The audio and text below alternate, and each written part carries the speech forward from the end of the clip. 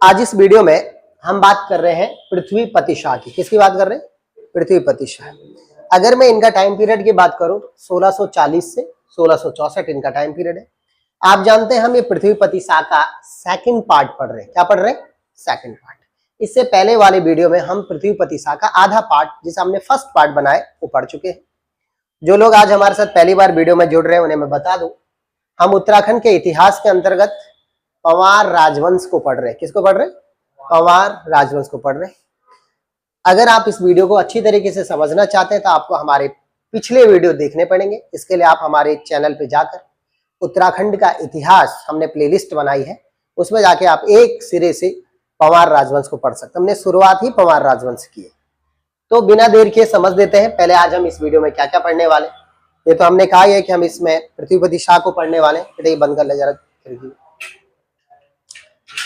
इस वीडियो में हम किस किस पर बात करेंगे, क्या क्या पॉइंट्स होंगे, इन्हें रख लेता हूं क्योंकि आप जानते हैं हम पॉइंट से शुरू करते हैं ना, और हम सिर्फ टॉपिक वाइज और जो मैंने पॉइंट्स लिखे हुए सिर्फ उन पॉइंट्स पर ही हम बात करते हैं, फालतू नहीं। ठीक, कौन है पॉइंट्स? दरवाजे भी थोड़ा लगा ले बेटा, हल्का छोड़ना जरा, आराम से लगाना, साउंड इधर ज्यादा नहीं आना चाहिए। देखो आराम से बोलो तो भी तक आवाज मार रहा है। धीरे धीरे धीरे, ये एनर्जी बचा के रखो। क्या पढ़ने वाले हम इसमें देखें जरा। एक तो है कि सुलेमान सिको का उत्तराखंड आगमन, पहला पॉइंट होगा हमारा।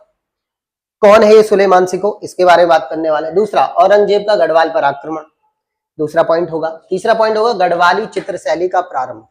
चित्रशैली का मतलब होता है पेंटिंग्स। गढ़वाली जो पेंटिंग्स है उसको नाम ही दिया गया गढ़वाली पेंटिंग स्टाइल, उसका प्रारंभ होने वाला है। चौथा पॉइंट हो गया कि उत्तराखंड में व्यापार जो उस दौर में हुआ पृथ्वीपति शाह का, उस दौर में दो रास्ते मुख्य रूप से थे। किस तरीके से उसने व्यापार के दो अलग अलग रास्ते बनाए पृथ्वीपति शाह ने, महाजनपथ और हेमवत पथ, पथ मैंने रास्ता, इनके बारे में बात करेंगे।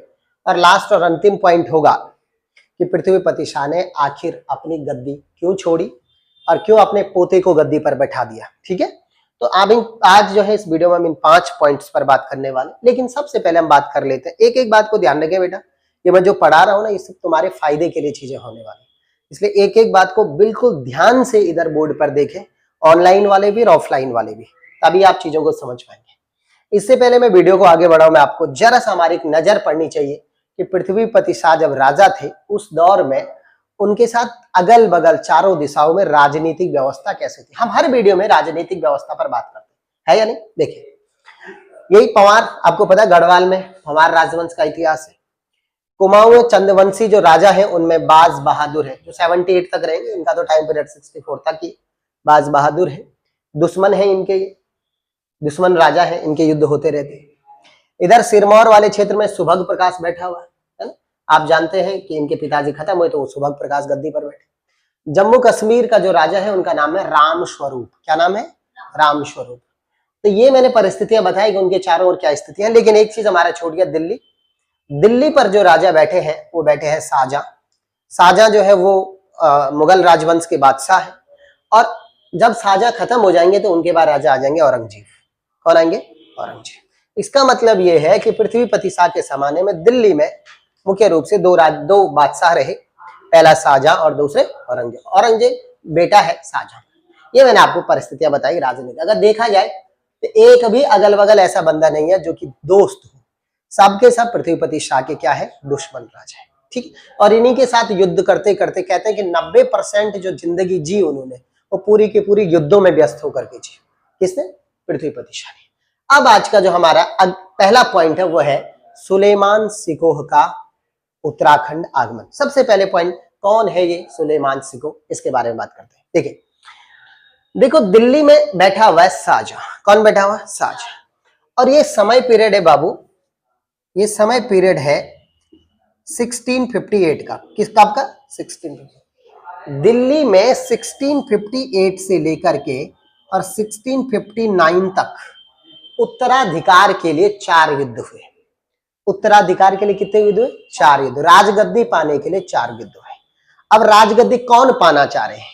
यह है शाहजहां, दिल्ली के सम्राट है शाहजहां, जिन्हें प्रिंस ऑफ बिल्डर्स भी कहते हैं।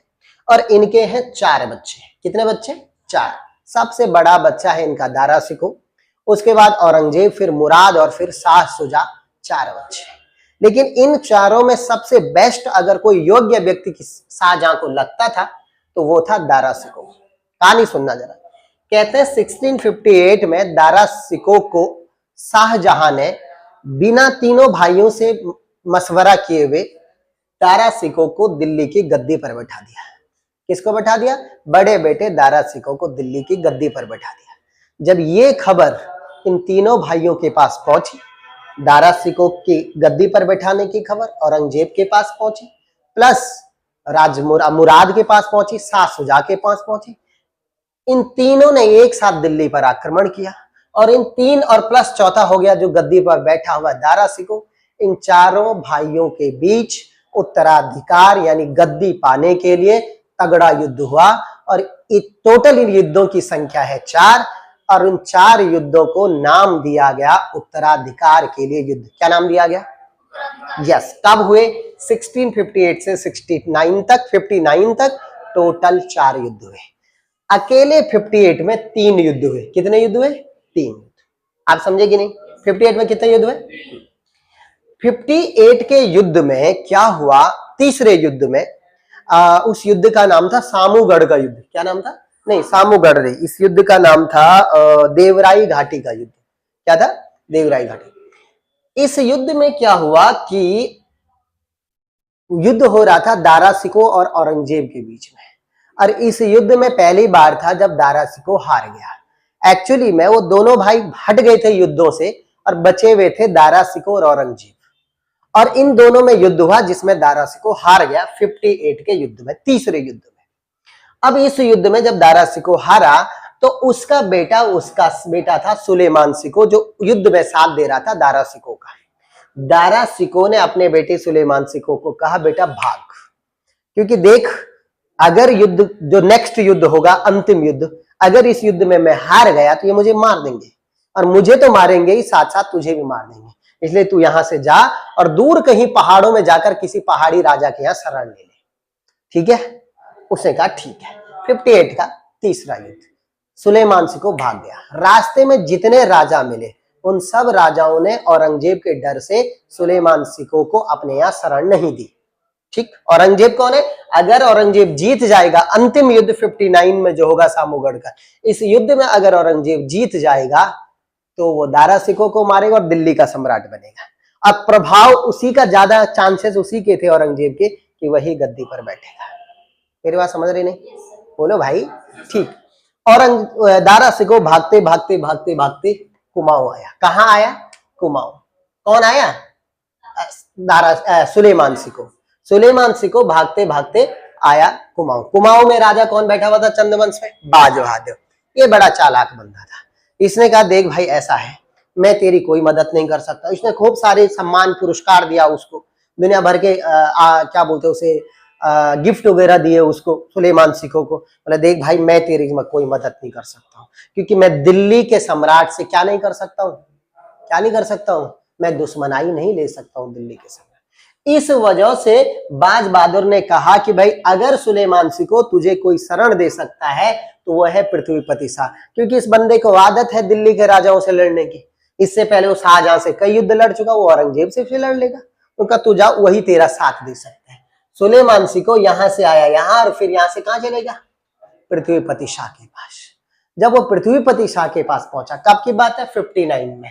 जब वो पृथ्वीपति शाह के पास पहुंचा तो पृथ्वीपति शाह ने कहा कोई दिक्कत नहीं, अपने को तो वैसे भी उनसे लड़ने की आदत, तू मेरे यहां आया है, मेरा शरणागत बन के आया है, मैं तुझे शरण दूंगा और जब तक मैं जिंदा हूं तुझे औरंगजेब पकड़ नहीं पाएगा। ठीक? जनता में विद्रोह फैल गया।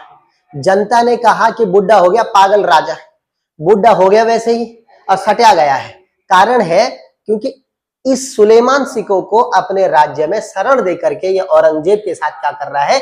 दुश्मनी कर रहा है।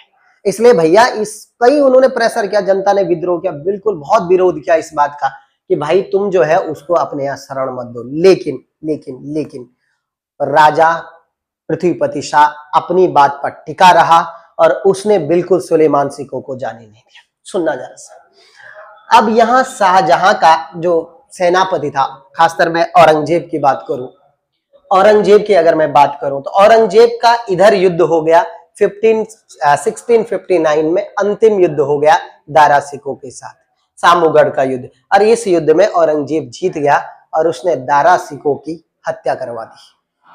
किसकी हत्या करा दी? दारा सिकों। इसके पिताजी मर गए, वो आ गया पृथ्वीपति शाह के यहाँ। यहाँ औरंगजेब को पता चल गया। औरंगजेब ने बोला देखो भाई, अब मेरे कोई भी विरोधी नहीं बचा हुआ है, एकमात्र विरोधी बचा है, दैट इज सुलेमान सिको। अगर मैं सुलेमान सिको को नहीं मारता हूं तो कल के दिन सेना इकट्ठा करके मेरे विरुद्ध खड़ा हो जाएगा और मेरे लिए दुश्मन बन जाएगा। इधर से औरंगजेब ने, क्योंकि अब शाहजहां तो इसको कैद कर दिया गया, शाहजहां अपने पिताजी को कैद कर दिया उसने, और औरंगजेब ने पृथ्वीपति शाह पर युद्ध करने के लिए एक बंदा भेजा और उस बंदे का नाम था राद खां। क्या नाम था? दोबारा सुनो, क्या नाम था? राद खां। इसको भेजा। अब उन्होंने कहा भाई जाओ और तुम जाकर के पृथ्वीपति शाह पर आक्रमण करो, और आक्रमण करो और सुलेमान सिको को पकड़ के मेरे पास लाओ। आक्रमण किया गया पृथ्वीपति शाह पर। कौन, किसने किया? राद खां ने। किसकी ओर से? औरंगजेब की ओर से। कब हुआ आक्रमण? 1659 पर। हमारे यहाँ भी पॉइंट आएगा, औरंगजेब का गढ़वाल पर आक्रमण। ठीक, इस युद्ध में भयंकर युद्ध हुआ, लेकिन इस युद्ध में भी औरंगजेब पृथ्वीपति शाह से नहीं जीत पाया। कारण है पहाड़ी क्षेत्र। कहां जीत पाते भाई, पत्थरों से ऊपर से लटका के उन्होंने मुगल सैनिक मार के भगा दिया। उनका राजा ऊपर बैठा रहता, भाई वहां जाना बहुत मुश्किल है। कितने तोप लिया, वो ऊपर चोटी में बैठा हुआ, उसने वहां से पत्थर गिरा दिया, तोप ताप तुम्हारी वहीं रह जाएगी, है या नहीं? तो बहुत मुश्किल था, पृथ्वीपति शाह को नहीं जीत पाया, परेशान हो गया औरंगजेब। अब बोले क्या करे, तो औरंगजेब ने कूटनीति चली। क्या चली? कूटनीति चली। और कूटनीति कहता है तो औरंगजेब ने क्या किया, यहां सुलेमान सिको को पकड़ने के लिए जय सिंह का बेटा राम सिंह, जय सिंह जो था औरंगजेब का सेनापति था, हिंदू राजा था, और उसका बेटे राम सिंह, मैं शॉर्ट में बता रहा हूं सीधे सीधे पॉइंट पे, राम सिंह को यहां भेजा पृथ्वीपति शाह के दरबार में, और बोला कुछ भी करो, चाहे कितनी भी कूटनीति करो। राम सिंह को बोला तुम्हारा काम क्या है, तुमने पृथ्वीपति शाह से क्या करना है, पकड़ करके लेके आना है। उस विद्रोह के दौर में दो कहानियां आती है। एक कहानी ये कहती है कि जब देश में विद्रोह फैल गया राज्य में, तो पृथ्वीपति शाह का एक बेटा था मेदिनी शाह। क्या नाम था? मेदिनी शाह। कुछ इतिहासकार कहते हैं कि मेदिनी शाह ने पृथ्वीपति शाह को कुछ समय के लिए गद्दी से हटा दिया। अब जब उसने उसको गद्दी से हटा दिया तो राजा बन गया मेदिनी शाह, बाप को गद्दी से हटा के। और कहते हैं कि उस मेदिनी शाह ने सुलेमान सिको को पकड़ के उस राम सिंह को दे दिया, और उस राम सिंह ने वो लेकर के औरंगजेब को दे दिया, और औरंगजेब ने उसकी गर्दन काट दी। किसकी? सुलेमान सिको की। कुछ इतिहासकार ऐसा कहते हैं, और कुछ इतिहासकार ऐसा कहते हैं कि जब राम सिंह यहां आया तो उन्होंने क्या किया, ये सुलेमान सिको को जहर देने की बात कही कि उसको जहर दे दो खीर में, दूध वगैरह में, और उसे मार देंगे। कहते हैं ये बात सुलेमान सिको को पता चल गई, और सुलेमान सिको भाग गया, यहां से भाग गया। वो तिब्बत की तरफ जा रहा था, गांव वालों ने पकड़ दिया, और पकड़ा राजा को, यहाँ किसको? पृथ्वीपति शाह को सूचना दे दी। कहते हैं सूचना पृथ्वीपति शाह को नहीं मिली, ये मिली मेदिनी शाह को, और मेदिनी शाह ने बोला ये इससे पहले राजा को पता चले, और जाकर के क्या कर दो, सुलेमान सिको को पकड़ो और दिल्ली दे दो। और उसने दिल्ली दे दिया राम सिंह के पास, वो औरंगजेब को दे करके आ गया, और औरंगजेब ने सुलेमान सिको की मुंडी काट दी। दो कहानियां हैं यहाँ पर, एक पिता को हटा के राजा बना तब भेजा, दूसरा सुलेमान सिको जहर देने के डर से पहले ही भाग गया और वहीं से पकड़ के उसे दिल्ली सौंप दिया। हुआ जो कुछ भी हो, सुलेमान सिको की मृत्यु हो गई, औरंगजेब ने उसे मार दिया। मेरी बात समझ रहे? बोले भाई। अब गुस्सा हो गया पृथ्वीपति शाह। उन दो कहानियों में एक कहानी, जब राजा मेदिनी शाह बना कुछ समय के लिए, तो बाप ने दोबारा बेटे को पद से हटाया और खुद गद्दी पर बैठ गया। एक कहानी उनमें से है। दूसरी कहानी ये कि जब ये पता चला कि ये लोग उसको जहर देने वाले थे और ये बाहर भेज दिया, और उसके बाद इस तरीके से दिल्ली भेज दिया। दोनों कंडीशनों में पृथ्वीपति शाह अपने बेटे मेदिनी शाह से भयंकर गुस्सा हो गया और उसे देश निकाला दे दिया। किसको? मेदिनी शाह को। और मेदिनी शाह को भेजा गया दिल्ली। कहां भेजा गया? दिल्ली। और वो वहीं रहा, और एक साल बाद 62 में, कई जगह लिखा हुआ 69 में, कई जगह 62 में, और वहां उसकी मृत्यु हो गई। कहां? मुगल दरबार में। इस तरीके से मेदिनी शाह भी खत्म हो गया। ठीक है कि नहीं? तो ये दो पॉइंट, सुलेमान सिको का उत्तराखंड आक्रमण एक पॉइंट। और दूसरा, औरंगजेब का गढ़वाल पर आक्रमण राद खां के नेतृत्व में 1659 में, ये भी हमने शुरुआत कर दी। बोलो पॉइंट समझ में आया कि नहीं? ठीक। तीसरा पॉइंट, गढ़वाली चित्र शैली का प्रारंभ किस तरीके से हुआ। जब सुलेमान सिको गढ़वाल आया तो ये अकेला नहीं आया, कहते हैं इसके साथ 30-32 लोग आए। कितने? 30। इसके अपने लोग जो इसको विश्वास करते थे, जो इसे अच्छा मानते थे, वो इसके साथ आए।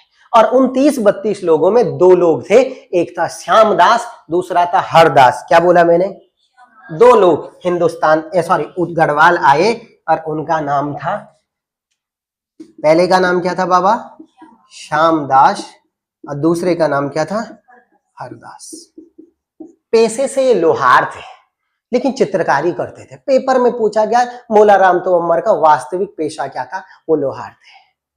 ठीक है, पेशे से थे। लेकिन सुनना जरा सा, क्या हुआ, ये 2 जब इसके साथ आए, किसके साथ? सुलेमान सिको के साथ आए, तो ये चित्रकार थे बड़े फेमस वाले। और इन्हीं के साथ ही, इनके यहाँ आने से इन्होंने पेंटिंग शुरू की, गढ़वाली भाषा में बनानी, गढ़वाली तरीके से बनानी। इस वजह से इन्हीं के आगमन के साथ गढ़वाली चित्र शैली का प्रारंभ गढ़वाल में माना जाता है, क्योंकि ये दोनों चित्रकार थे। इन्हीं के वंश में आगे जाकर के बहुत प्रसिद्ध चित्रकार होते हैं मोलाराम तोमर। कौन होते हैं? मोलाराम तोमर। इन्हीं के वंश में आगे आते हैं वो मोलाराम तोमर। और मोलाराम तोमर गढ़वाली चित्र शैली के अग्रणी पेंटर्स माने जाते हैं, अग्रणी चित्रकार माने जाते हैं। क्या नाम है? मोलाराम तोमर। क्या तीसरा पॉइंट खत्म हो गया कि नहीं? आइए चौथा पॉइंट पर, कि वे व्यापार के किस तरीके के रास्ते थे। बेचारा राजा युद्धों में तो लगा रहा, लेकिन कुछ इसने सामाजिक सुधार भी किए। क्या किया? कुछ व्यापार पर भी इसका प्रभाव रहा। क्या रहा व्यापार पर प्रभाव? इसने क्या किया, ध्यान से सुनना जरा। इसने क्या किया कि व्यापार के 2 रास्ते बनाए। कितने रास्ते? 2। पहला रास्ता इसने व्यापार का, उसे नाम दिया महाजनपथ, और दूसरा दिया हेमवत पथ। 2 सुनना, पहला महाजनपथ, दूसरा हेमवत पथ। क्या है महाजनपथ? अगर आपको ऊपर पहाड़ी क्षेत्रों से और दक्षिणी गढ़वाल की ओर आना है, मैदानी ओर आना है, तो अलग रास्ते थे। और उन रास्तों को, जहां आपको उत्तर से दक्षिणी राज्यों की ओर आना है, उन रास्तों को कहा गया महाजनपथ। क्या कहा गया? महाजनपथ। किसे कहा गया? उत्तरी राज्यों, उत्तरी जिलों से या उत्तरी राज्य से दक्षिणी गढ़वाल की ओर या दक्षिणी राज्यों की ओर व्यापार जिन रास्तों से होता था, उन्हें नाम दिया गया महाजनपथ। क्या नाम दिया गया? महाजनपथ। और अगर आपको दक्षिणी, यहाँ बाहर के राज्यों से अगर गढ़वाल में, कुमाऊं में ऊपर की ओर आना है, तो वो जो रास्ते थे जिनमें आपको शिवालिक को काट करके आना पड़ता था, आउटर हिमालय को दर्रों से आना पड़ता था, उसे कहा गया हेमवत पथ। क्या कहा गया? हेमवत पथ। तो ये हो गए महाजनपथ नीचे आने वाले, और ऊपर जाने वाले क्या हो गए बाबू? हेमवत पथ। मेरी बात समझ रहे हो कि नहीं? ये 2 प्यारे के व्यापारिक रास्ते। पॉइंट टू पॉइंट बात करूंगा। अब आइए गद्दी छोड़ना। क्यों छोड़ी आखिर उन्होंने गद्दी? किसने? किसने? पृथ्वीपति से। एक्चुअली हुआ ये, पृथ्वीपति शाह को लग गया कि भैया बहुत ज्यादा विद्रोह हो रहा, मेरा लगातार मेरा विरोध होता जा रहा है। इन्होंने क्या करा, अपना पोता, क्योंकि बेटा तो गया, उसको खुद ही निष्कासित कर दिया था, तो अपना पोता, और पोते का नाम था फतेहपति शाह। क्या नाम था? फतेह। मैं लिख लेता हूं यहाँ पे, पोते का नाम था फतेहपति शाह। इसको गद्दी पर बैठाया और खुद इसके संरक्षक बन गए, जैसे कर्णावती पृथ्वीपति शाह की बन गई, और खुद इसके संरक्षक बन गए। तो इन्होंने राज किया कुछ सालों तक। उसके बाद पृथ्वीपति शाह बड़ा हो गया, उसने खुद राज किया। पृथ्वीपति शाह वो राजा हैं जिनके काल को पंवार वंश का स्वर्ण काल कहा जाता है। क्या कहा जाता है? इस तरीके से इस वीडियो में हमने क्या पढ़ा? सुलेमान सिको का उत्तराखंड आक्रमण, औरंगजेब का गढ़वाल पर आक्रमण, गढ़वाली चित्रशैली का प्रारंभ, व्यापार के 2 रास्ते महाजनपथ और हेमवत पथ, और गद्दी को छोड़ना। ये मुख्य रूप से 5 पॉइंट पर हमने आज बात की। कैसा लगा ये वीडियो? बोलो भाई, कोई दिक्कत है? कोई समस्या? शिवानी? हाँ भाई। मनोज भाई? हाँ जी। लाला जी? कोई दिक्कत? जो भी बताओ भाई, अगर कोई दिक्कत नहीं है ना, ठीक है। तो इस वीडियो में इतना ही। अगले वीडियो में हम पढ़ने वाले हैं किसको? फतेहपति शाह को। लेकिन आज ये वीडियो शाम को 8 बजे आपके पास आ जाएगा, है ना? 8 बजे ये वीडियो आपके पास यूट्यूब में होगा। कल 8 बजे जो हमारा नेक्स्ट वीडियो आएगा, वो आएगा पृथ्वीपति शाह से संबंधित प्रैक्टिस सेट। ठीक है, मैंने आपको कहा था कि हमने यूट्यूब में क्या चलाया है, पहले क्लास वीडियो फिर प्रैक्टिस सेट का वीडियो, फिर पहले क्लास वीडियो फिर प्रैक्टिस सेट का वीडियो, ऐसे ही चलता रहेगा। ठीक है, ये वीडियो आपको कैसा लगा हमें कमेंट सेक्शन में बताएं। हमारे वीडियो को जितना हो सके उतना शेयर करें, लाइक करें, जिससे कि और भी लोगों का फायदा हो सके इन वीडियो से। हम बहुत मेहनत से आपके सामने अपने वीडियोस को लाते हैं। हमारी मेहनत को ऐसे जाया न जाने दें, हमारे चैनल को लाइक जरूर करें। धन्यवाद। क्या है